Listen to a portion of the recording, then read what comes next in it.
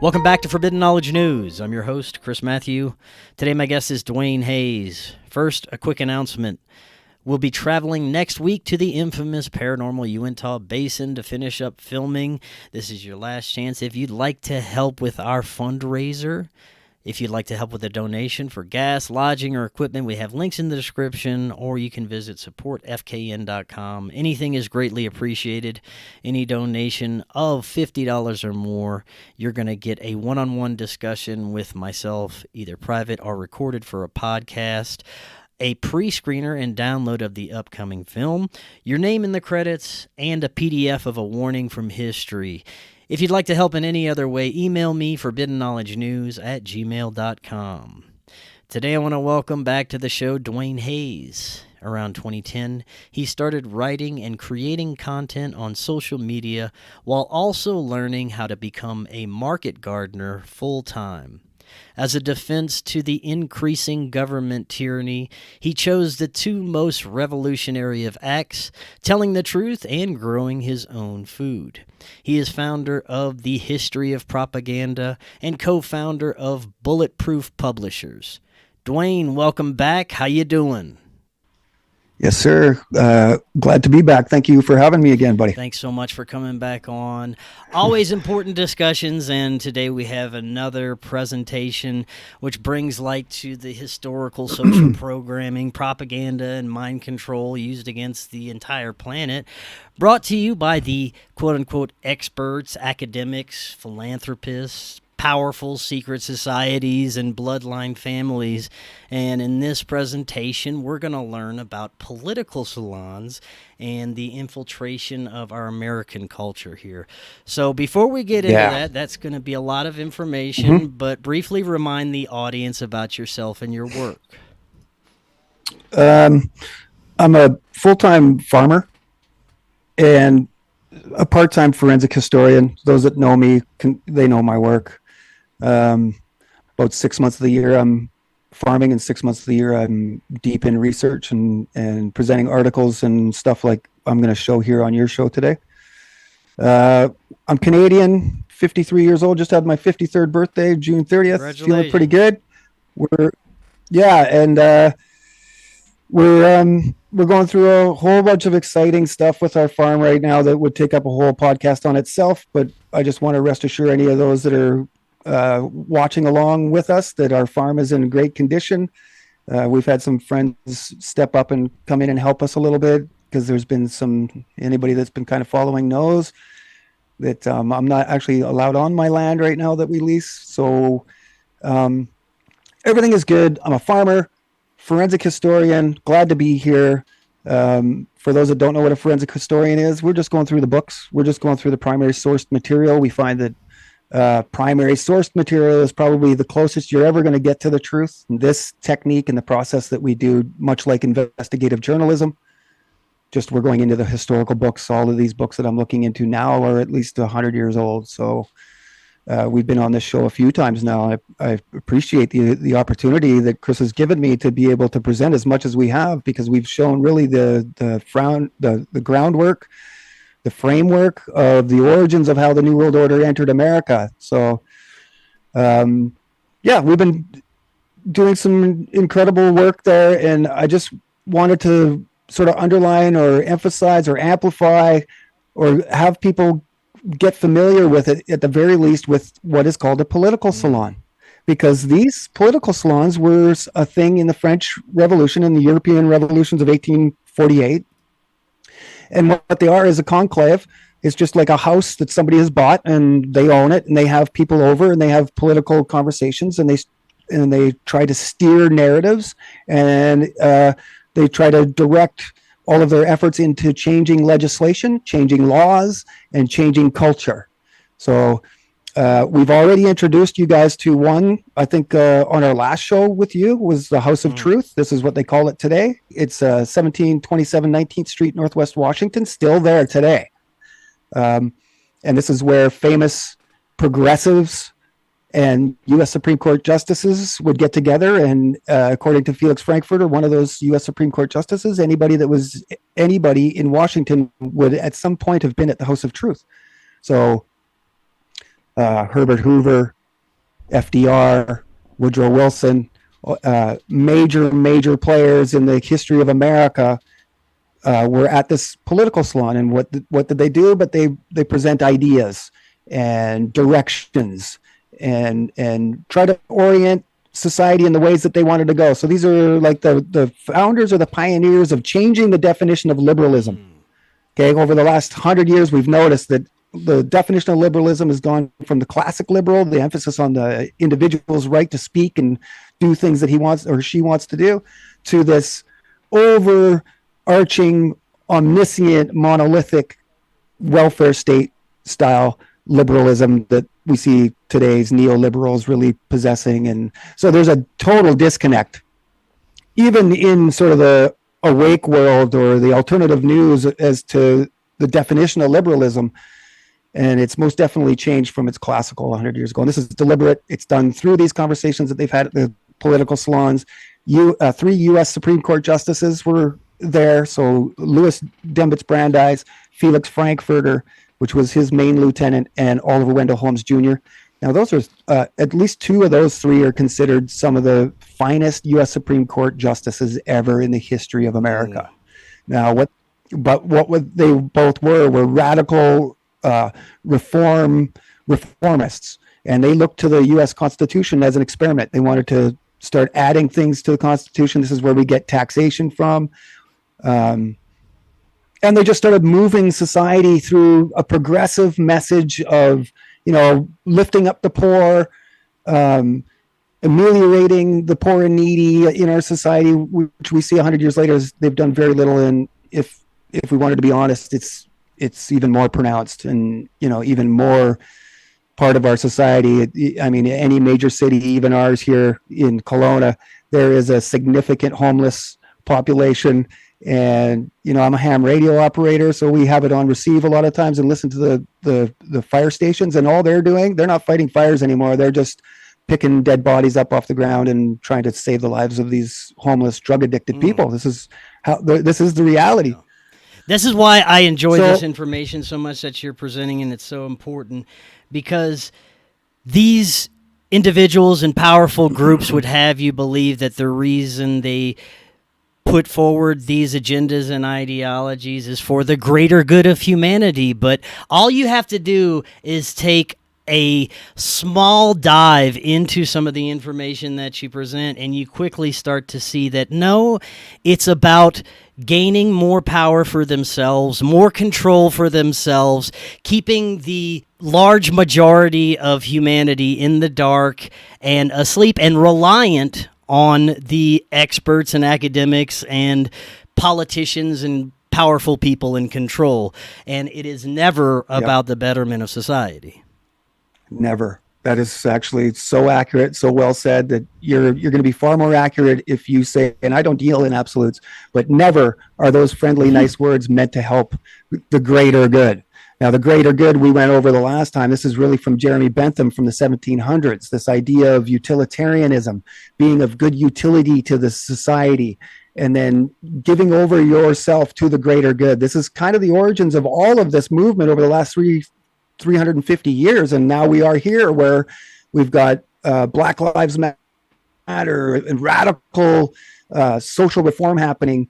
And you can see that it's a real push towards more violence. We're not becoming a more peaceful society in the West. We're becoming, and this is evident to everybody, no matter how awake you are and what side of the aisle you are on, that this is becoming just more and more and more evident through society, that we're getting more violent. We're getting more angry, and we're not finding peace here. And so, I'm asking people to take a look around, take a look at the things that influence us, like movies and books and our social leaders, our social influencers, our actors, our entertainment. These are the areas that we really delved into to look into how exactly was our culture formed. And so we have stated now that one of these U.S. Supreme Court justices at the House of Truth, Louis D. Brandeis, is basically the maker of our modern day social contract. This guy had influence wide and deep. He influenced every aspect of our life as a U.S. Supreme Court justice and the people's attorney. And he was a Francis Sabbatean. Okay. And so this shows where sort of this antinomian, anti-moral aspect of our society was really truly first born in modern times, was through this U.S. Supreme Court justice. So right on.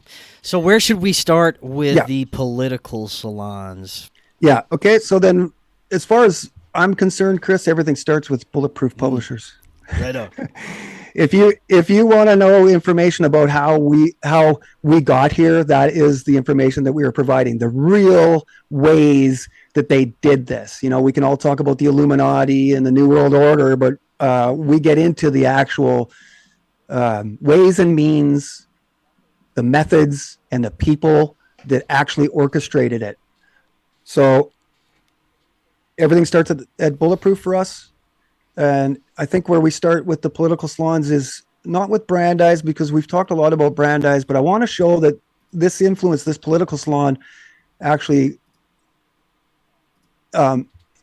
is a profound influence on culture, and it's not just in New York. So Greenwich Village, we're all familiar with that. That's really where the political salon first got its start. And even today, Greenwich Village is wildly progressive, right? This is where the LGBTQ community really has its headquarters, and it's central to, and it's born out of Greenwich Village. And so all of these were political salons, these little speakeasies, little place you could go have a drink and talk. These are also considered political salons, because what was really being conversed there was how to change society. So, back in the day, there was a original Red Scare, and they were shutting down all of these political salons back in 1917, 1915, 16. So before the Red Scare that everybody knows about, McCarthyism, there was one 20, 30 years before that. And what they were doing was really trying to shut down these political salons, because they were conclaves and they were working against the best interest of the West, and specifically America. So we talked about the House of Truth and the Devil's Agent on one of our last episodes. So I think what I want to do is go to Aldous Huxley in Los Angeles and how Huxley hijacked Hollywood. Now, again, for those listening on the audio platforms, if you'd like to see the visual presentation, come on over to Rumble or Rokfin and check it out over there. Yeah, so the visuals for me are very important, because that's where we're providing the source material. We're showing pictures. We're showing primary source stuff that is important to consider, because I don't consider myself the end all and be all of the truth, for sure. I am showing and presenting the best that we've been able to find. And we are always asking the consumer, the viewer, the watcher, the listener to consider our sources. Yeah. For me, visuals help me absorb the information, always have. Right. And it puts faces to their names. So that, I think really one of the things that we're trying to do here is make a lot of these people that are obscure and lesser known agents of this New World Order to become household names. This is really, we need to get it into the lexicon where people can talk about, Leon Feuchtwanger and, Theodore Adorno. Men like Aldous Huxley are, well known, as well as Darwin's bulldog, Aldous Huxley's grandfather, Thomas Henry Huxley. But much like the New World Order, Agenda 21 and 2030 today really emphasizes infiltrating society through the municipal or local governments. It's the lesser known guys that are involved in the actual mechanical aspects of creation, of making the brick and mortar buildings, and actually establishing ideologies through newly founded books and periodicals. These are the guys that did the heavy lifting. The ideas would have come from the Huxleys and the Brandeises and people above them. But, we're showing how these, and in this case, the Marxists came over at the same time as Aldous Huxley to Hollywood and infiltrated Hollywood through horror and film noir. And this is all about demoralization, to create a society here that isn't interested in morals. And so here we are 100 years later, and we can see as children of the future how that has affected our society. We have largely, a population that doesn't give a shit about anybody else but themselves. And so that's a major problem, right? So Aldous Huxley, most people know Aldous Huxley, right? But they don't know just how deep his influence is on our culture. He comes from a very aristocratic family. He comes from, a long line of people that are in the ivory towers and are more social engineers and social controllers than just ordinary average Joes. So, yeah, Huxley's an inspiration for major aspects of our society today. If people are familiar with his brother, Julian, he coins some major terms, and plays a prominent role in the creation of UNESCO, the UN. Okay. And so Aldous Huxley, well known as a writer and social commentator, but that only tells a small part of his life story. Huxley, a high-level grand strategist who helped shape Western life to degrees few truly comprehend, and his face unlikely the first to come up when speaking of a new world order, but there is no doubt to what the research says, Huxley was a key player. So it's in the Pacific Palisades. This story, they all land in the Pacific Palisades after Huxley writes A Brave New World in the south of France, and they're all hanging out in this same small little city. It's not even a city, it's a little village. And so you've got people like Leon Feuchtwanger, Thomas Mann, Salka Vertel. Okay, some of these people we're going to get into in the story. They're all at Sanary-sur-Mer in the south of France, hanging out with Aldous Huxley while he is writing A Brave New World. And by 1930, so he writes that in 1930, and by 1937, they are all in Hollywood. They've infiltrated Hollywood through screenwriting. So they're presenting, and Huxley's doing this too. They're screenwriters, and they start to put. And I really think this is why Hollywood was started in the beginning, was to demoralize culture. Because when you look at some of the first early movies, even before there was speakeasies, it was highly immoral activity. You look at some of these movies like Metropolis, right? It's considered today one of the greatest movies of all time, but it is deeply disturbing in that, there's Moloch is introduced as a burning factory, and the workers just walk right into its burning mouth. And, there's sort of inclinations as to the origins of singularity and this man and machine combination through Metropolis when you look at it, because that's what he's doing. He's creating a woman, a machine woman, a copy. And so it gets way worse than this, because it starts to get into aspects of our society that aren't normally talked about, taboos and such. And so Aldous Huxley inspires these men. Leon Feuchtwanger purchases the very first house in Pacific Palisades. And so this is sort of North Los Angeles, and this is the area where all the A-list celebrities live.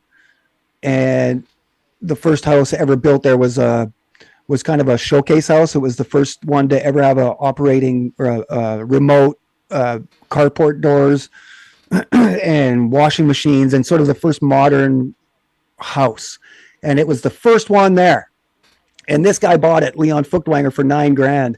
And there's some behind the scenes stuff I couldn't actually figure out, but that house was foreclosed upon, and that's how he was able to get it for so cheap. So I don't know. There's probably some questionable business practices going on there as well. And you can see that they're comparing California, Los Angeles area with that of Sanary-sur-Mer, south of France, where they say that the tranquil white stuccoed house where the olive groves slope down to a deep azure sea is descriptive also of their future home in LA. They talk about it. And actually, many of these guys don't even like it in Los Angeles. They're just there to do a job. And none of them speak English. So they are a legitimate conclave. And so this is one of the most influential, along with Leon Feuchtwanger, Salka Vertel. Now, they're considered intelligentsia. This is what I hear them referred to as when I get into some of their biographies and deeper into the stories of their life. They're intelligentsia. They're all coming from the same place as Brandeis. sort of southeastern Germany, Bohemia. And so you can see that there's some ominous continuity, and all of you pattern recognizers out there, all you conspiracy theorists will start to see that, hey, there's something here for sure. And so the picture here is Salka Vertel, so you can put a face to the name. And then the famous house. There's no real name to this house, like the House of Truth or Villa Aurora. It's just the Vertel home. And these people are really what the first commie scare of 1917 was used to protect. Okay. Because definitely we've uncovered all kinds of communist infiltration of our society, even for the second Red Scare, where it was basically sort of McCarthyism has acted as a rug, and they just put it over top of everything. And just like you say, conspiracy theorists, if anybody starts questioning Israeli foreign policy or anti-Semitism, it's the same thing. It's just a trick of words. And so 1937, Huxley tried his hand at screenwriting for at least 3 films: Pride and Prejudice, Jane Eyre, and Alice in Wonderland. Salka Vertel becomes the best friend of Greta Garbo and writes numerous screen or plots and movies for her to appear in. And so you can see they start to befriend some of these people in Hollywood, some of the more famous ones. Okay. And this connects, Max Horkheimer and Theodore Adorno. For those that don't know, these are the founders of critical theory. So when you see Black Lives Matter and this Marxist critical analysis of the West, it's really born here with these 2 guys, Max Horkheimer and Theodore Adorno, and they're hanging out in their homes not far from Salka Vertel. So they're all sort of hanging out in Pacific Palisades in that area, and they're walking their dogs together. Thomas Mann and Huxley would walk their dogs in the mornings a lot together and walk up to the site that Mann's famous house today while it was being built, just to watch the process. And these places still today, Chris, are being used in conjunction with USC, UCLA universities as a wing, and they're bringing in foreign students, and it's still presenting and pushing the same narratives it did 100 years ago. It's so interesting looking back at these old film plots and where they originally came from. Yep. And the groups that originally wrote this. It was not at all organic in the ways that we think it was. And you look at how Hollywood unfolded through our modern era, they continuously regurgitate the same plots and themes throughout history and remake some of the old classics. And that is why Hollywood has been gate-kept for decades, and the same ideas are allowed, are the only ones that are allowed to circulate through Hollywood and our entertainment industries. But it's interesting what's happened as of late. That's started to fall apart, and I'm a big fan of independent films and independent filmmakers, and they are starting to thrive more and get a lot more of their work out there, because I think a lot of this old guard and the old gatekeeping oligarchs are starting to crumble and not be able to keep up with people's awareness as it unfolds. Right. There's a lot of people becoming creators, content creators. They're getting on YouTube, or they're putting in an effort in, man. Much like you and I are. People are joining all the time. And that's the key that we ask, is to not just know what's going on. That actually obligates you to now act and to do something. And so, we're trying to create the most beautiful argument against the New World Order, because beauty attracts and the truth attracts.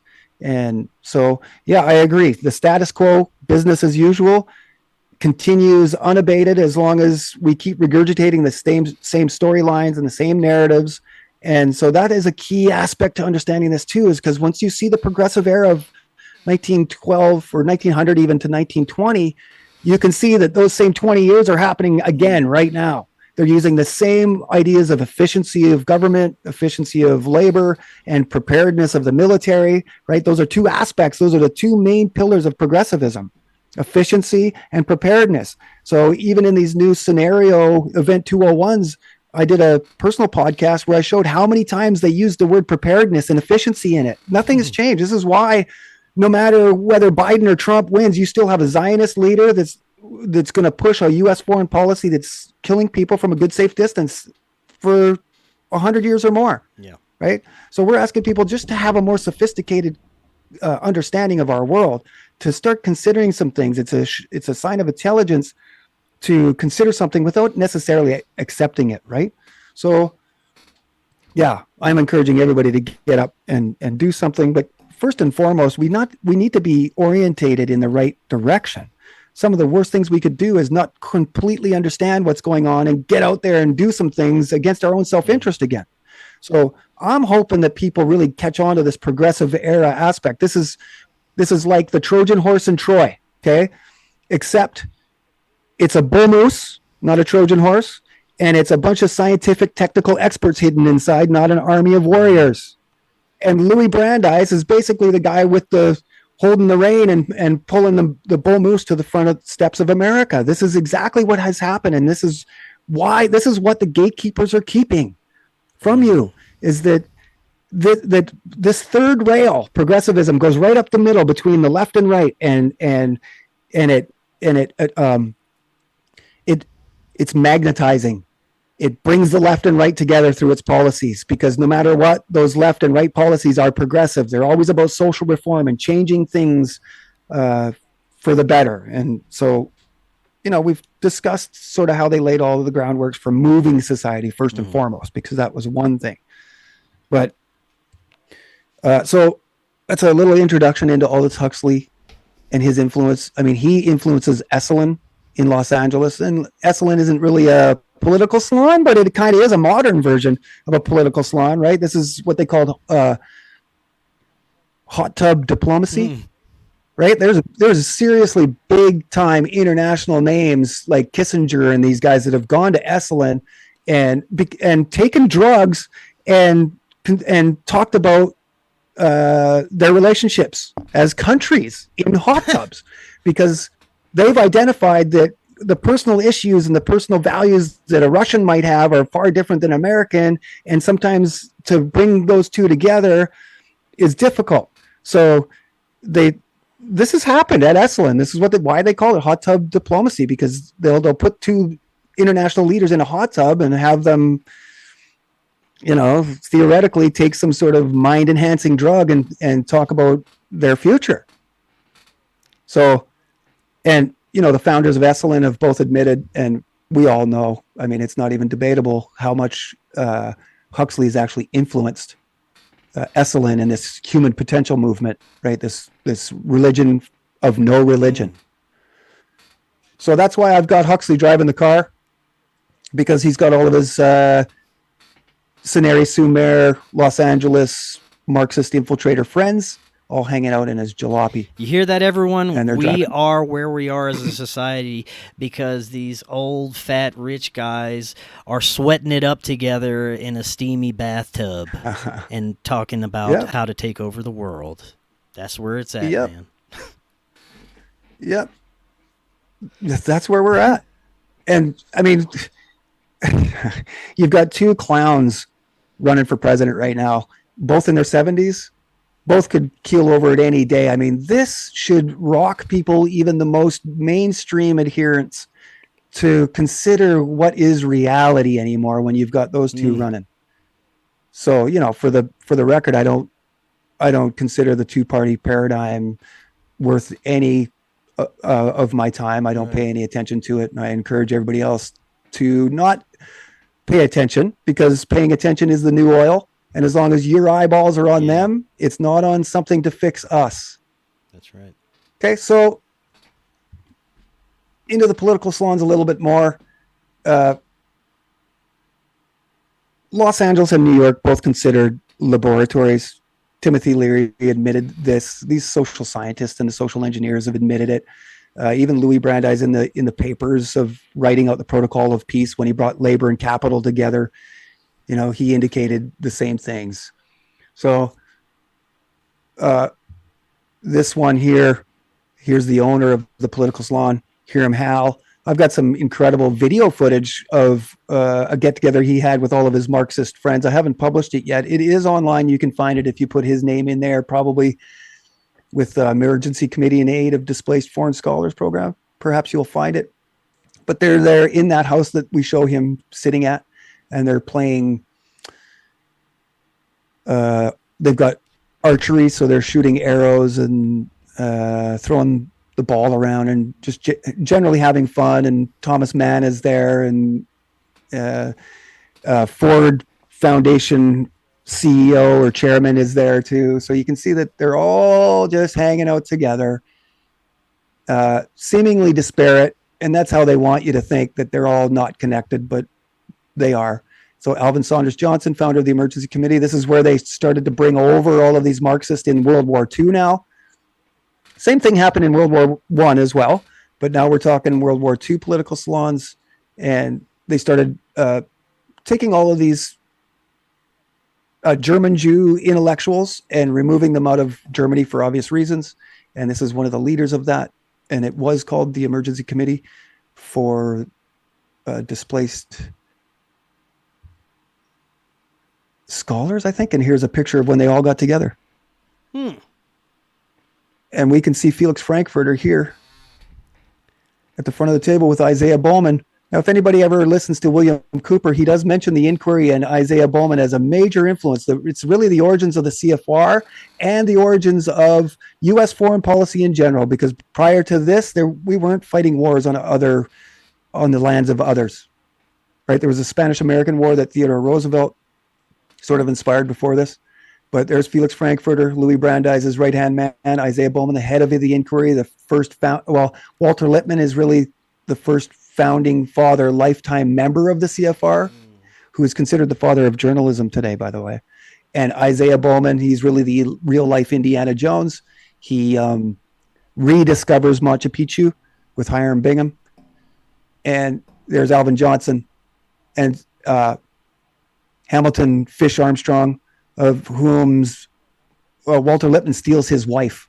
Okay, Walter Lippmann has an affair with this guy's wife, and Walter Lippmann eventually marries her. And so you have the founders of U.S. foreign policy sitting right here. Man, you want to talk about privileged old white people that have probably never had a day of character building work in their life and had everything handed to them. We expect these people to know what's best for society when they've probably never even broke a sweat or lifted a finger to help anyone but themselves. Yeah, these are the people in control of everything. There's no calluses on any of these fingers, I guarantee you. So there's Thomas Mann and his brother, the head of table 21, looking at the camera. And right beside them, you see it says University in Exile, the Waldorf Astoria, 1930-something, I think 36. So the University of Exile today is the new school, the new university.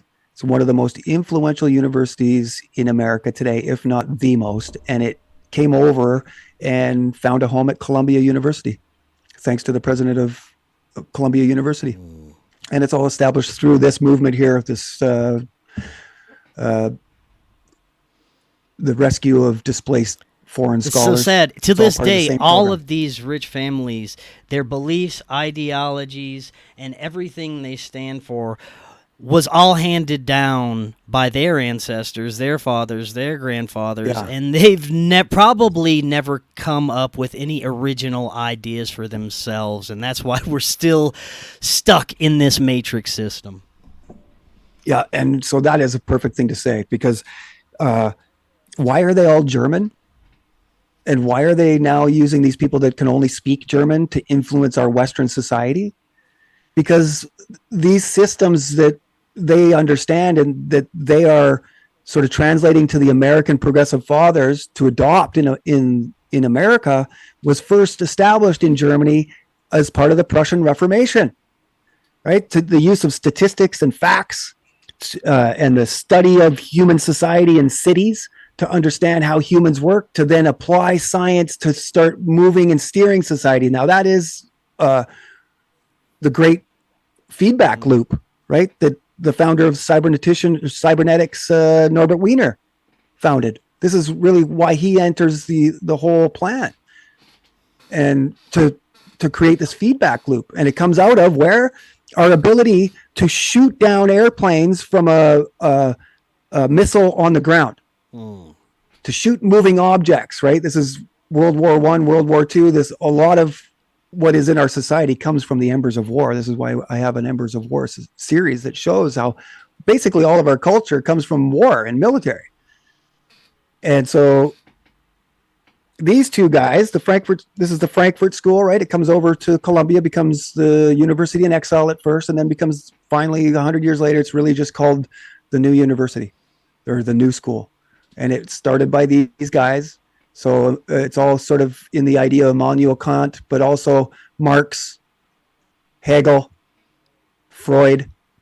Okay, these are the ideas floating in the air that we can't see. This is why I wanted to put them in there. It's all Marxist, Hegelian, Freudian dialectic steering of society. And so what you said there is that these are all just ideas that they didn't actually form themselves. It comes from somebody else. Yes, that's exactly right. They're coming from Immanuel Kant, from Hegel, and a lot of these Prussian idealists. Okay. So we're just showing that this has gone through generation after generation, and it repeats and repeats and repeats. And now with the power of the frickin' internet, should be able to figure this out. Well, and speaking of echo chambers, the internet has become an echo chamber for whatever side that you're on. If you're on the left and you have social media accounts that are associated with the political left, all you're going to see is ideas and posts that align with what you're interested in and your ideologies. Yeah. And it's never going to venture beyond into any, especially to what the other side is seeing on their social media feeds. So it's become difficult to get those ideas across these other platforms, especially in the past couple of years, because it's been a reaction. It's been a reaction to the awakening. They're keeping people in their own conspiratorial bubbles and preventing this information from being shared openly anymore. Yes.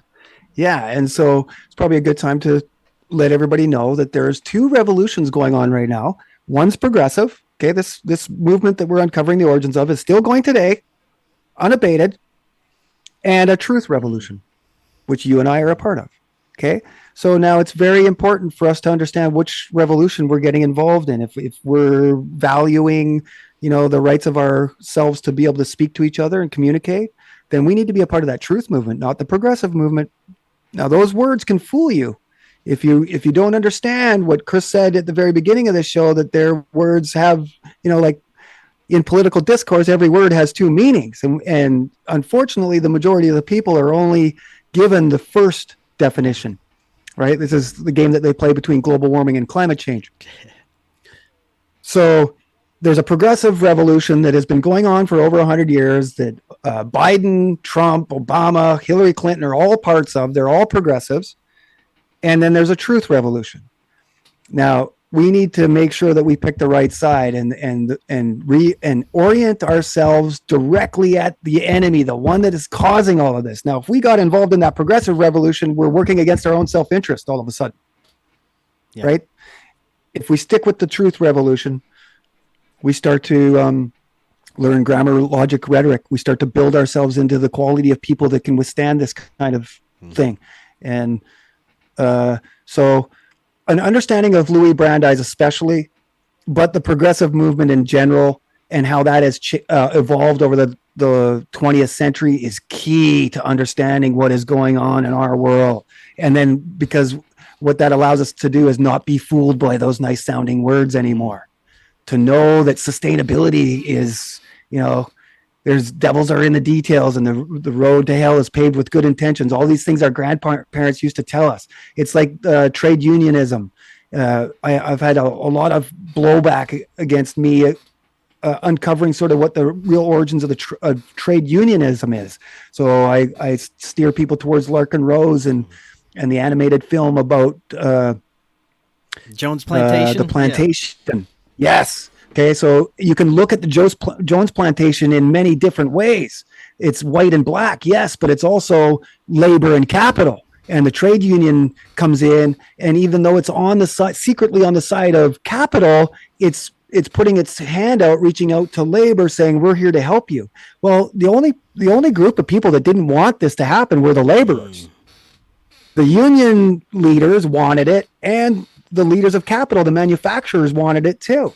And so when you get into the actual papers of Louis Brandeis and how this was established, the Protocol of Peace, you see that there's games being played in the words. And so it's important. That's what I want to say, is that we need to understand that, yes, there's a lot going on in our world, but there are two revolutions, and I think that can help people out to delineate, to at least be aware that there's two, and don't get into the wrong car. Right.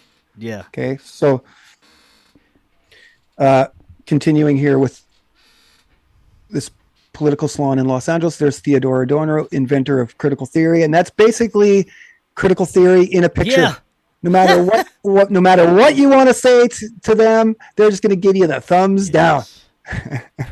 If you're trying to defend Western tradition and values and culture, they're going to give you that. And so what they've done is kind of at the same time that they've spoken derogatorily of things like laissez-faire market and identified it as the fictitious reason for the stock market crash and in these market failings. Lost my train of thought. Just being critical of if you're going to be critical of some of these things, especially like cash, laissez-faire, free market, these are enabling the classic definition of liberalism, right? Our ability to speak and act and spend and without necessarily having the government involved. These are, if you look around today, same things happening. Look what happened during COVID, right? And the attitude towards cash here a year after COVID, or 2 years now, is maintained. I see that I pay cash all the time as much as I can, and it's becoming more and more difficult. Now they might not have the cash in the cash register anymore. They've got to go over to another place and get the cash out of a vault, or I've had to go, instead of just going to pay at for whatever it is at Canadian Tire or wherever, several times I couldn't just pay with cash. It becomes more complicated. And that is a direct attributed to COVID. My producer, Cory Hughes, is in an all-out battle with a particular business owner that owns a couple of businesses out here in northern Colorado that decided that they're no longer taking cash. It's going to be electronic or card only. If we allow people to do this, because obviously he's the only one that has spoken out about this, and they've been doing this for years. So there's too many people that are complacent and don't realize how harmful things like this can be, especially with what they're attempting to roll out as a bigger picture of it. Yeah, you can see that people are just generally way too busy to sit and consider topics like that. They're complacent and compliant. And so we are asking them, and they're starting to feel it, that, we're going to need more from you, television watchers. We're going to need a little bit more than just sitting on your ass, relying on the scientific technical expert for your blissful ignorance, because within that blissful ignorance is innately degrees of vulnerability that you must recognize and respect. Well, what people don't realize is this information is so important. These presentations are everything, but the most important and the best thing that we can do to fight against this is take personal accountability and not participate with the bullshit that doesn't serve us. Exactly. Stop participating in it, because that's enabling it. It's giving them all their power. And, these are the guys here we're showing. This is how it all started. Charles Beard, he's a progressive founding father, but he's a radical too. He got kicked out of Columbia. And so here's a critical theory on Morningside Heights. Morningside Heights is the area in which Columbia University is found in Manhattan. And so we're just showing that there are, and these are really they're scholar papers, they're dissertations. A lot of Master of Arts degrees are awarded on dissertations on the subjects that we're talking about. And they'll provide incredible insights into it. But only those that are in the highest echelons of universities going after a Master of Arts degree will understand that history, because those are going to be managers of our society and they need to know certain things, but they're not going to know everything either. Just enough. Just like we're taught just enough to operate a machine. Same thing, that we're all tools no matter what. Yeah. And then we've discovered sort of what's in Los Angeles and what's in New York, but I bet you in the Midwest they've got them too. And so keep your eyes and ears open for political salons, especially of the Marxist variety. So here's the logo for New School, and then it brings on this whole other wave of Marxists. The father of the New Left, Herbert Marcuse, teaches Angela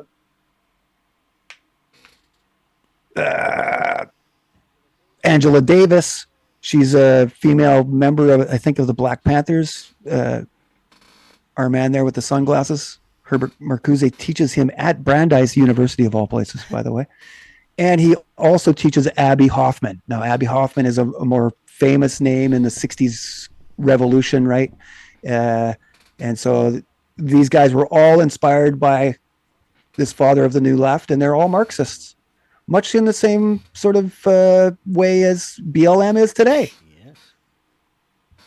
So Kurt Lewin, Kurt Levine, I'm not sure how you pronounce that name, but he's a very, very, very famous and influential figure in psychology in America. And again, German, Jew, from Prussia, using the same ideas and strategies and ways to influence society as those that came before him. Okay, so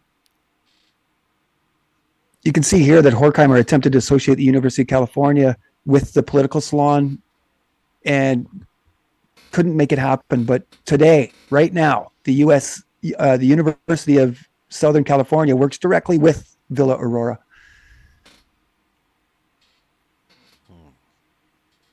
Okay, and there's Huxley's house still to this day. You can see it's directly under the Hollywood sign. And it's a political salon today, for sure. It's, these guys are all bisexuals and experimenting in all kinds of things, not just their sexuality. Yeah, imagine all the crazy shit they were doing in that hot tub. Man.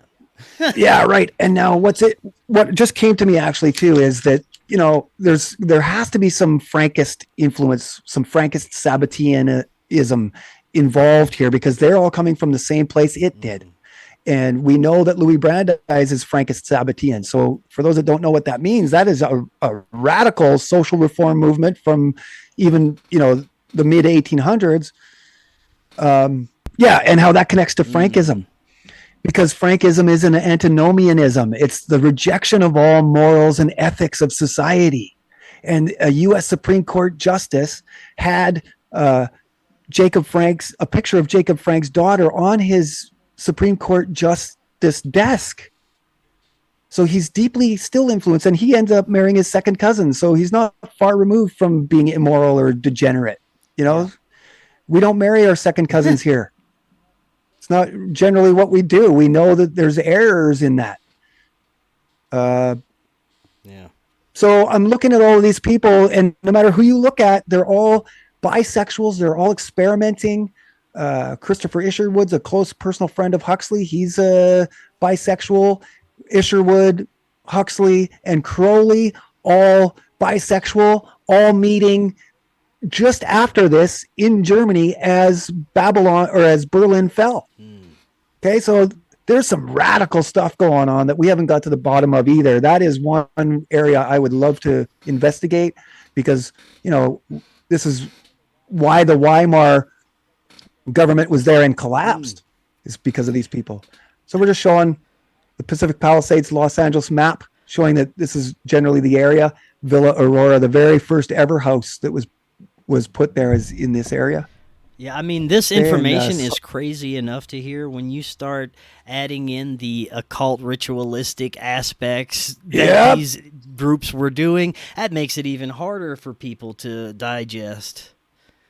Yeah, and so all of those people that are looking into Crowleyism and this influence that it has negatively had on our society, and Satanism and Luciferianism and all of those things, we're showing the origins of all of that too. So not just singularity and AI, surveillance, U.S. foreign policy, Harvard Law Review. It just goes on and on and on and on to the point where we claim that Louis Brandeis is the maker of our modern day social contract, and that's why. Because he's at the head of everything. Okay, so that's 1940. You can see a huge buildup of the Pacific Palisades from the moment that they founded the Villa Aurora until 1940, post World War II time. So there's the Villa Aurora. Okay, so Charlie Chaplin, like super famous people that you wouldn't expect to be there, were there. Charlie Chaplin would sort of mediate the English speaking debates that were being had, but the German speaking debates that were had were sort of translated and watched over by somebody else that could speak German. So this Villa Aurora is a home for foreign students. This is actually a school now connected to USC, so there'll be all kinds of foreign students, probably German. But they could be from other countries now. We're 100 years into this multiculturalist progressive movement. So you're getting people from China, from all over the world coming here, but they're all meant to continue pushing this progressive Marxist critical analysis of the West. Man. And it was just given to USC by Leon Feuchtwanger's wife after Leon died. Okay. So, and here's Thomas Mann's home. This is another political salon in Los Angeles that everybody would gather. And today they do. You go on YouTube and put in Thomas Mann home, and it's a corporation. The Thomas Mann home is a corporation. These guys, like, they have meetings here. To this day, they are doing the same thing as the Villa Aurora. They're bringing students in, and these students become major managerial influencers at major corporations and organizations that push the same narratives that are working against our self-interest. Yeah. Okay. So there's Thomas Mann at his place.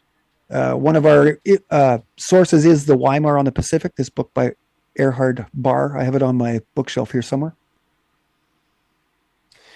And I like this quote that he says, "There are no statistics available for artists in other fields, but it is safe to call this one of the largest emigrations of writers and artists recorded in history." So you can see it's a deliberate move to bring in new, not just ways, Marxists themselves, but new ways of thinking, new ways of, new ideologies and new philosophies. This is really where the metaphysical club comes into, before the turn of the 20th century in the late 1800s, and that's Oliver Wendell Holmes and William James and Harvard influencers. These are professors at Harvard, along with George Santayana, the guy that said, if you don't learn from your past, you're condemned to repeat it. Well, these guys are creating all kinds of things, and they're the ones that established Walter Lippmann as this political philosopher, to the point where he has the longest running syndicated newspaper column where everybody asks, what did Walter say today?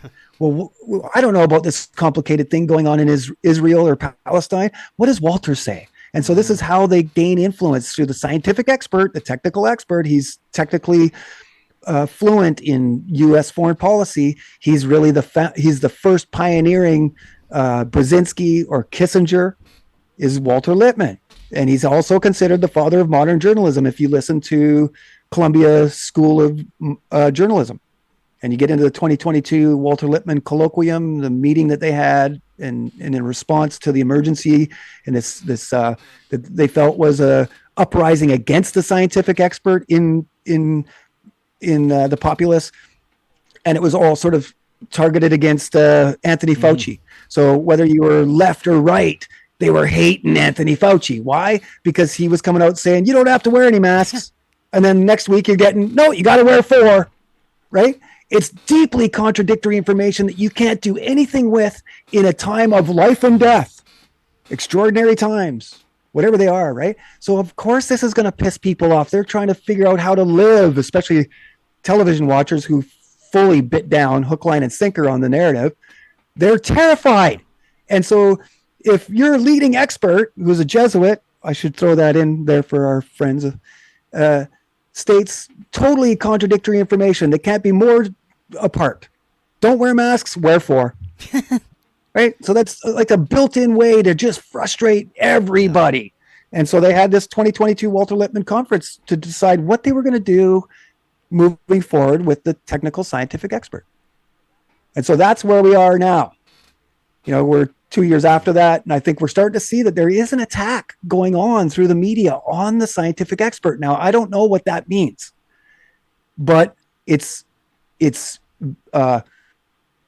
very important to keep our eyes on, because this is really the television is a great example of this scientific technical expert steering society. It's a one-way conversation, right? You can't, we all talk back to the television, but it doesn't hear us until recently. But you know what I mean? It's a one-way conversation. Like the ultimate narcissist is the television in our room. It tells us what to do, what to think, what to wear, and we can't criticize it. And so I'm just hoping that people can understand that this political salon is an aspect that's underappreciated, under-talked about, and by degrees of influence needs to be talked about. It needs to be known. We need to have, this information is mine, and I would prefer you to share it for sure. But anytime you have this information, or you run across political salons and how they've influenced America, we need to share it. That is being a part of the truth movement, not part of the progressive revolution. 100%. Right? So, and we're all at different levels of awareness right now. The main message is to shift your attention away to things that aren't serving yourself and humanity, and look at information like this. And we all know that once you start looking at these things and learning, there's no going back. You just reach new levels of understanding and awareness, and eventually you stop participating with those things that don't serve humanity, and you focus on things that better your life, your family's life, and hopefully will also better the collectives. And we have more and more people that are joining into that camp, but it's all about being aware, coming into the information, sharing it, and then taking action and stopping participating with those things that are harming you. Yeah. Paying attention to what you're paying attention to. 100%. That allows you to sort of be self-explanatory. You're examining yourself. Self-examinatory? Is that even a word? I don't know. It's good for me. Might be now. But this is really the key, right? I try to teach people on the farm, when you're tying up tomatoes or you're planting tomatoes, watch what you leave behind. You leave your cups and all your mess behind. You have to clean that up. Consider yourself and your own actions in the environment in which you're in. This is one of the things that they've tried to drive out of you, is your ability to connect chains of reasoning, and your ability to put things together, and then have the prudence to stand up and say, no, I know what the right thing to do is, and it's not that, and I'm willing to stand up for it. Right? I think we got to understand that the propaganda that we've been under for the last 4 or 5 generations has been deliberately to dumb us down, to make us less aware, to take away the tools that invigorate our curiosity and our ability to ask questions, question everything, right? So, yeah, I think that's beautifully said by you. I think that's exactly the mission that we should all take, and that will, in its process, help orient you in the right direction so that you know, hey, is what I'm doing working against my own self-interest, even if it's not tomorrow, but in 10 years? Or maybe is this going to work against my own children's self-interest? This is really where we need to be generationally and multiple generational, because that's how they work. 100%. Right? So we are their children of the future, Chris. This is what they called us 4 or 5 generations later. So let's get it so that the children of the future flip it on them and show them, hey, this didn't work out. 100 years of hindsight is the best evidence possible, combined with primary source material and the things that you said in your own books that were going to help ameliorate the poor and straighten out society and bring this great society that they talked about, right? This industrial democracy. Well, I don't see it. Yeah. And you've had 100 years. So at the very least, get out and let somebody else that has influence or at least experience in all of this. And I'm not sure how we determine who that is, and but I think it's important first to understand that we all have a problem. There's a great sort of chunk of our society that doesn't even understand that there's an issue, right? And to accept first of all that there is an issue is step one, I think, in the AA program. Yeah. So it works here. You got to admit that problem, man. Duane, this was fantastic. Right. Always great information. We will be continuing to update everyone on this stuff. Before you head out, remind everyone how they can find out more about you and get some more of this information. Yes, so bulletproofpub.com is the major place. You can see all of my interviews in which we talk about all of this. There's FKN interviews up there from the past. The deep share, and we're going into this Rise of the Expert series, this 10-part on Brandeis, to show you why we concluded that he is the maker of our modern day social contract. And then on YouTube, you can find me at The History of Propaganda. We sort of do cheesy little 15-minute documentary style films as best to my ability and to my wife's ability, where we go into it in a different way. We're trying to create content in different ways so that it no matter what, our work applies to whether you like to read or not, or whether you like to watch videos or not, or whether you want to watch a podcast or not. So The History of Propaganda on YouTube, and you can find me on Twitter at Trivium Method, all one word, because grammar, logic, and rhetoric and our ability to form our own styles and ask the logical questions of who, what, why, where, and when are of critical importance today. And so I think that's awesome, it. Man. Hell's Half Acre Farms on Facebook. If you want to see what we're doing with the farm, come and see us.